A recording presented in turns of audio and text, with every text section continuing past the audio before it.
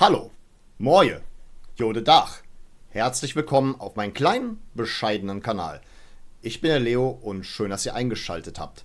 Jetzt fragt ihr euch sicherlich, wer ist der Vogel? Oder der eine oder andere sagt vielleicht, hey, den Spinner kenne ich doch. Es kann eventuell sein, dass ihr mich eventuell auf Instagram schon mal gesehen habt. Oder auch auf dem Kanal Denn, wenn ne Trömmelche geht. Und an der Stelle geht nochmal ein ganz, ganz lieber Gruß an das Trömmelche-Team raus. Und auf jeden Fall euch nochmal weiterhin viel Erfolg mit dem Kanal. Er wächst immer mehr und das freut mich natürlich. Das hier ist dann ab heute so quasi mein Solo-Projekt. Und klar, jetzt denkt ihr euch sicherlich, oh Mann, schon wieder ein weiterer FC-YouTuber, dies, das, tralalala. Was soll ich sagen? Es macht mir Spaß. Es macht mir Spaß und deswegen probiere ich das Ganze jetzt einfach mal. Wie gesagt, schön, dass ihr eingeschaltet habt. Die zwei, drei Leute, die das vielleicht getan haben. Ihr seid noch dran, oder? Ansonsten, ja, keine Ahnung, sehen wir uns beim nächsten Mal oder sowas in der Richtung. Jedenfalls habe ich halt dazu entschieden, ein bisschen was auf eigene Faust zu machen und das mit der Welt oder mit den paar Leuten da draußen, die jetzt eingeschaltet haben, zu teilen. Das soll es an der Stelle gewesen sein mit der Kanalvorstellung. Das war mir für den Anfang wichtig, damit ich nicht so gleich mit der Tür ins Haus falle und so tun würde, als hätte ich irgendeine Relevanz. Ja, gucken wir mal. Ist nach wie vor, ähnlich wie mein Instagram-Account, sowas wie ein, nennen wir mal, Experiment. Gut, dann starten wir doch mal direkt in die Thematiken dieses ersten Videos rein. Ich möchte heute gerne mit euch quasi über meinen ersten Eindruck von unserem neuen Cheftrainer Gerhard Struber sprechen. Er ist jetzt mittlerweile in seiner zweiten FC-Woche. Also ich war auch an dem Tag, wo er quasi seine Arbeit begonnen hat am Geisbockheim, auch anwesend.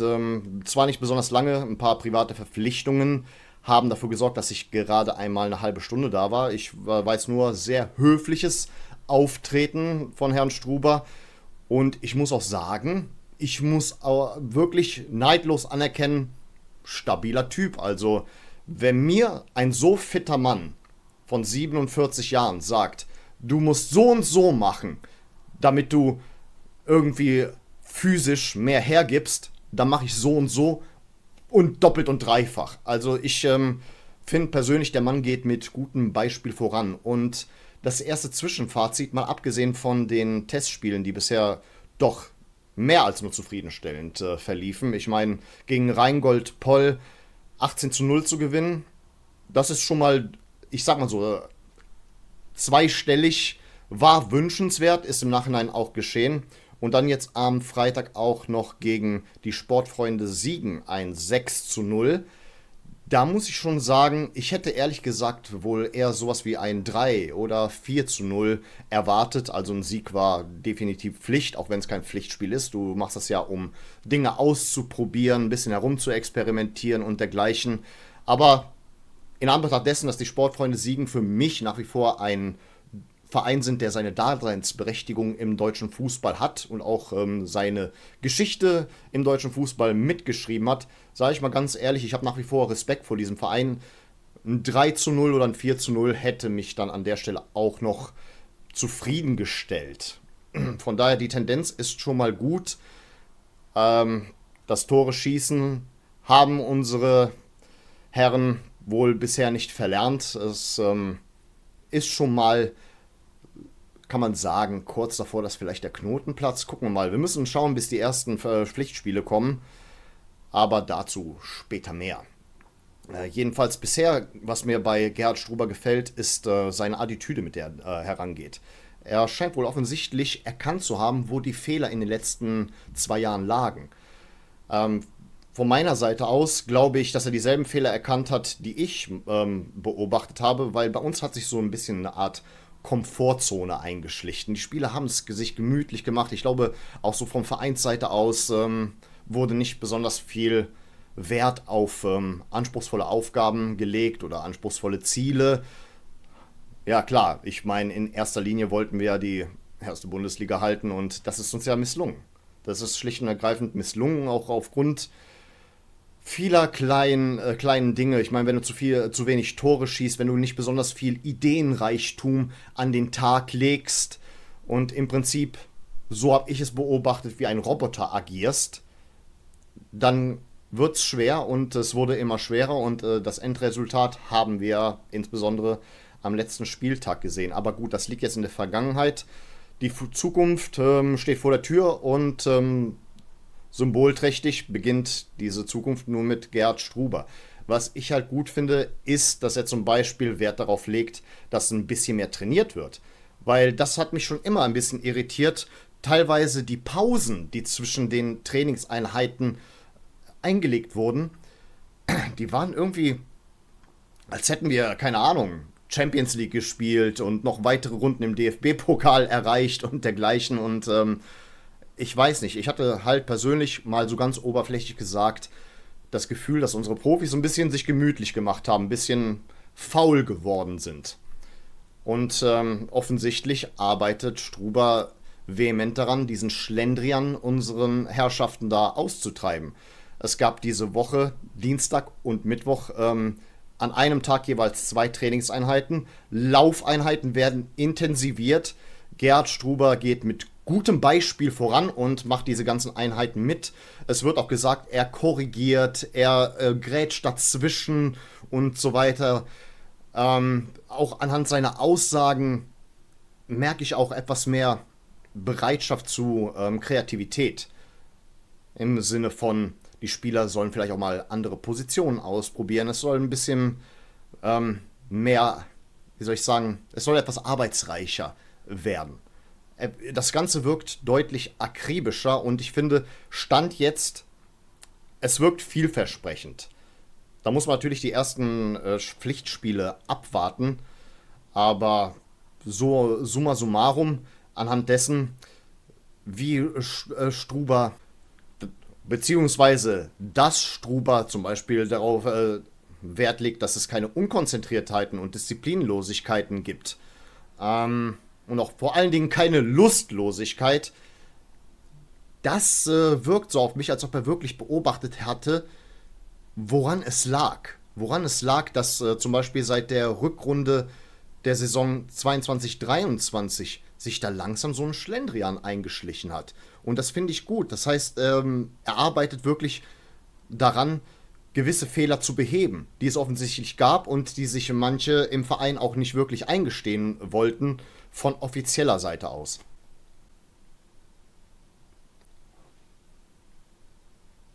Ich finde es auch interessant, dass er die einen oder anderen Spieler schon bereits auf anderen Positionen eingesetzt hat. Zum Beispiel Weschenbach hat auch mal Linksverteidiger gespielt.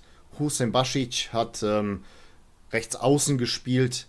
Das deutet darauf hin, dass er sich bewusst ist, dass die Spieler auch mal andere Dinge ausprobieren sollen. Und da hatte ich wirklich das Gefühl, dass man da ein bisschen die ganze Zeit sich nicht getraut hat. Sich nicht getraut hat und keinen Mut an den Tag gelegt hat, auch mal Dinge neu auszuprobieren. Und das ist etwas, was ich mir gewünscht habe. Vor allen Dingen in der heutigen Zeit, es handelt sich ja schließlich um Profifußballer. Das ist dein Beruf, Profi zu sein. Und deswegen musst du auch mal dich weiterbilden. Und nicht immer nur bei den einen Fähigkeiten bleiben, die du erlernt hast. Du musst dich immer weiterentwickeln. Und diese Weiterentwicklung, auf die setzt Struber, darauf legt er Wert.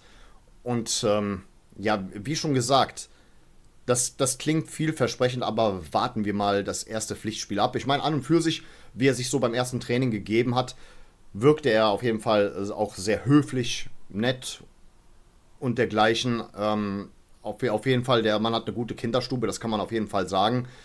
Allerdings, es nutzt mir nichts, wenn der Mann einfach nur nett ist und im Nachhinein da nichts bei rumkommt. Ne? Ich meine, Steffen Baumgart hatte auch so seine Nettigkeiten gegenüber uns Fans. Das gilt auch insbesondere für Timo Schulz. Der war vielleicht sogar eine Spur zu nett. Das ist auch vielleicht ein kleines Problem gewesen im Nachhinein. Mir ist auch bewusst, dass so eine Trainerposition eine temporäre Position ist. Wir dürfen uns nicht einreden, dass das jetzt hier jahrelang hält, dass da hier eine Ära geprägt wird und dergleichen. Ich weiß nicht. Machen wir uns nicht solche Hoffnungen. Was jetzt wichtig ist, dass diese erste Saison unter Struber zufriedenstellend läuft. Von meiner Seite aus backe ich da kleinere Brötchen.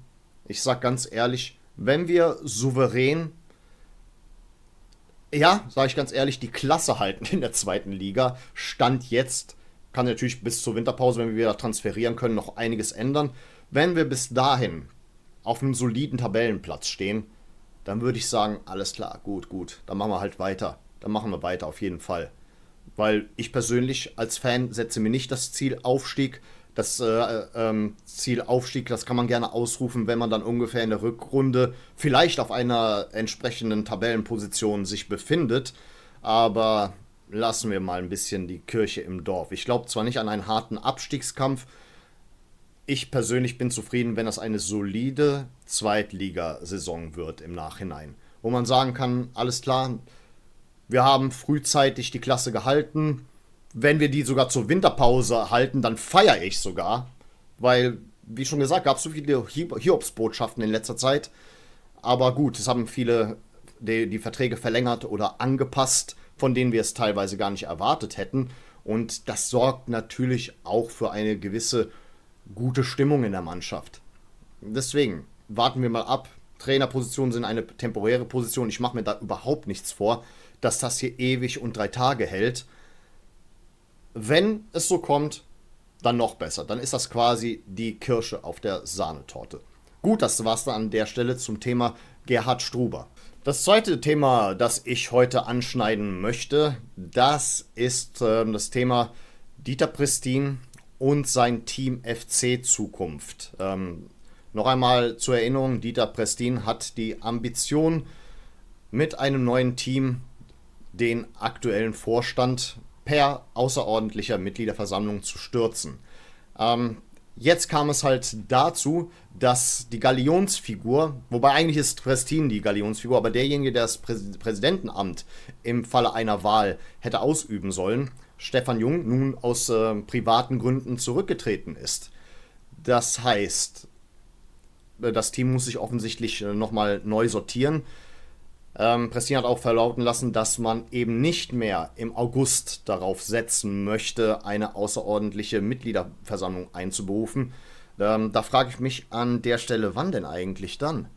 Weil wir haben eine Mitgliederversammlung immer so um den September, Oktober herum. Und das ist auch nicht mehr weit bis dahin. Nun ja, keine Ahnung, wie das Ganze jetzt vonstatten gehen soll. Ich als Mitglied bin natürlich da sehr gespannt, wie es weitergeht, aber was mich halt insbesondere dann halt noch mal ein bisschen so verärgert hat an der ganzen Sache, das war, dass sich herausgestellt hatte, dass Sonja Fuß, die ja auch zu diesem möglichen Vorstand gehört hätte, jetzt plötzlich offensichtlich doch keine Ehrenmitgliedschaft beim ersten FC Köln oder sowas hat oder generell kein FC-Mitglied ist. Da sage ich ganz ehrlich, wenn man sich schon so sein Team zusammenstellt, ich meine, ich wurde schon stutzig, als da auch noch Peter Neururer irgendwie zu diesem Team dazugeholt wurde. Ich meine, der Mann wollte zuerst irgendwie in den Schalke-Vorstand, dann hat es da nicht geklappt, jetzt will er plötzlich zu uns. Entschuldigung, das wirkt gerade nicht seriös. Und das raubt der Ganzen nochmal eine Seriosität, weil die Frau ist offensichtlich kein FC-Mitglied. Und beim FC musst du mindestens ein Jahr Mitglied sein, konstant. Und du darfst auch generell keine unterbrochene Mitgliedschaft haben, um für so ein Amt zu kandidieren. Und da sage ich ganz ehrlich, ihr redet davon, wie inkompetent dieser Vorstand ist, aber kehrt nicht mal vor eurer eigenen Tür. Ich hatte eigentlich gedacht, okay, ich gebe der ganzen Sache eine Chance und dergleichen, sollen sie ihre Chance bekommen.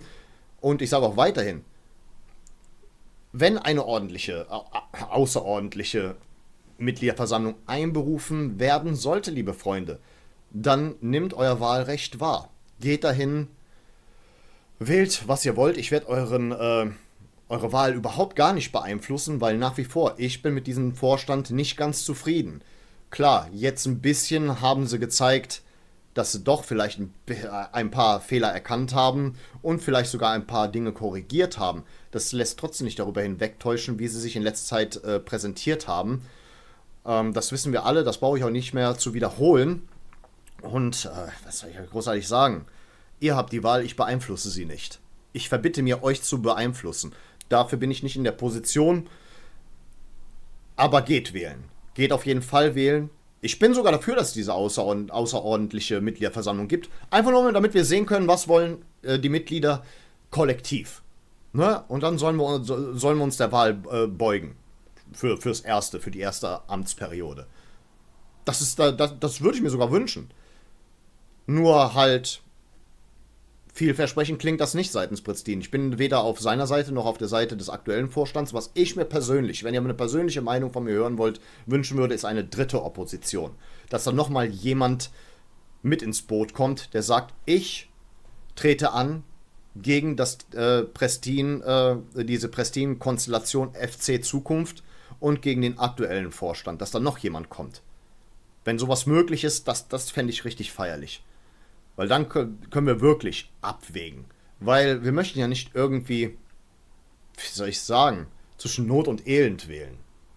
Das ist etwas, was fatal werden könnte. Und wenn ich halt sehe, wie ratlos es auf beiden Seiten gerade wirkt, sage ich ganz ehrlich, also ich persönlich habe weiterhin Respekt vor Dieter Prestin. Das ist nach wie vor eine FC-Legende. Der wird immer einen Teil unserer Geschichte mitgeschrieben haben und auch einen Platz in den Herzen der FC-Fans haben.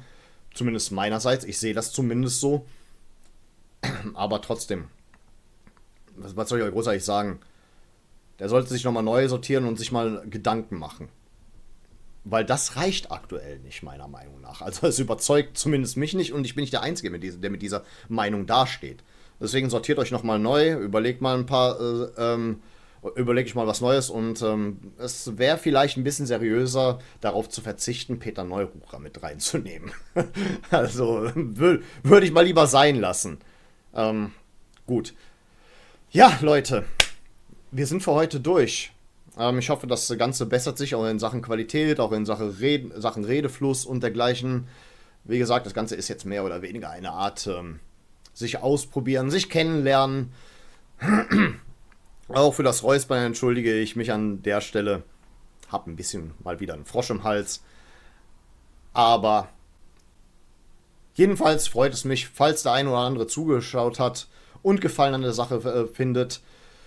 Ich möchte für den Anfang jetzt nicht hier um Likes, um Abos und dergleichen betteln. Das ist noch ein bisschen zu früh. Aber sollte euch das Ganze gefallen, dann denke ich mal, wissen die meisten, was sie tun können und ihr könnt es gerne machen.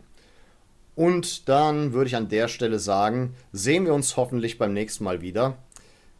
Ich sag da mal auf Wiedersehen, denn wir wollen uns doch wiedersehen.